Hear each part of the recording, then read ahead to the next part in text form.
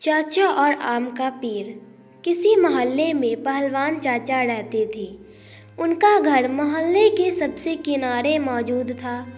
उनकी उम्र 50 से ऊपर थी, मगर शरीर से बहुत मजबूत थे।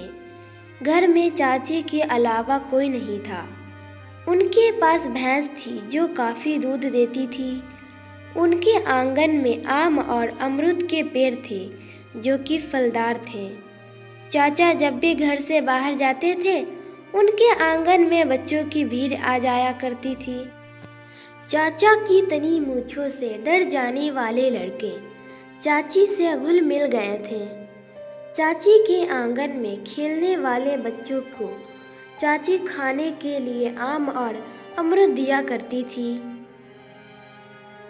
एक बार चाची मायके गई हुई थी।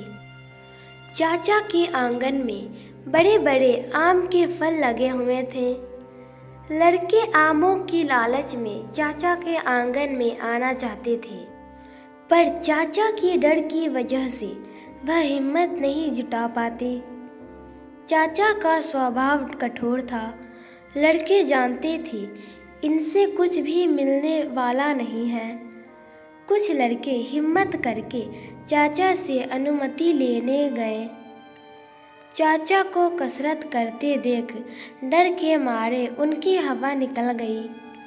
उल्टा जब चाचा ने पूछ लिया, बोला कैसे आना हुआ? लड़के डर के मारे भाग खड़े होते। सभी लड़के भगवान से दुआ कर रहे थे कि जल्दी से चाची अपने मायके से वापस आ जाए। बारिश के मौसम में पेड़ में लगे आम जब गिरने लगे, तब मोहल्ले के एक लड़के का धीरज टूट गया। उसने अपने दो दोस्तों से सलाह की।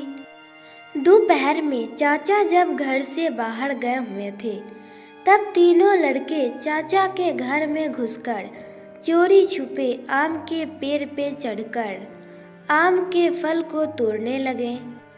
राजू नाम का लड़का पेड़ में चढ़कर आम तोड़ रहा था। राजन नाम का लड़का आम बोरी में भर रहा और धीरू बाहर खड़े होकर चौकीदारी कर रहा था कि कहीं चाचा वापस तो नहीं आ रहे। तभी गली की एक छोर से चाचा आते हुए दिखाई दिए। उनकी कड़क आवाज़ सुनकर धीरू भाई खड़ा हुआ। इधर राजू और राजन को भी उनकी आवाज़ सुनाई दी।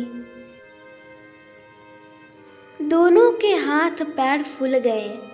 राजू पेड़ से छलांग लगा दिया और राजन आम से भरी बोरी वहीं पर छोड़कर चाचा के एक कमरे में जाकर दोनों छुप गए। राजू को कुछ ना समझा तो बेचारा कमरे के एक कोने पर खड़ा हो गया। चाचा ने घर में घुसकर देखा तो पेड़ के नीचे आमों से भरी बोरी रखी हुई थी और कमरे की कुंडी भी खुली हुई थी। उन्होंने चिल्लाकर बोला, इतनी हिम्मत कि मेरे घर में घुसकर आम चोरी करने का प्रयास किया गया। देखता हूँ कौन है, किसकी सामत आई है जो मेरे हाथों से पिटना चाहता है। अब समझा वह धीरू दरवाजे पर क्यों खड़ा था। देखता हूँ मेरे से बचकर कहाँ जाएंगे। यह कहने के बाद चाचा ने एक लाठी उठाई और कमरे की ओर बढ़े। कमरे में उन्हें एक कोने पर राजू खड़ा दिखाई दिया। उन्होंने राजू का कान पकड़कर खींचा और कहा, तो यह सब तेरी शरारत थी। उम्मीद करती हूँ आप लोग को मेरी छोटी सी पेशकश पसंद आई होगी। इस कहानी पर आपकी क्या प्रतिक्रिया हमें कमेंट करके जरूर बताइए। कहानी पसंद आए तो लाइक और शेयर करना बिल्कुल ना भूलें। चैनल पर नया तो चैनल को सब्सक्राइब जरूर कीजिए। कहानी सुनने के लिए आपका बहुत बहुत धन्यवाद। जय हिंद, जय भारत।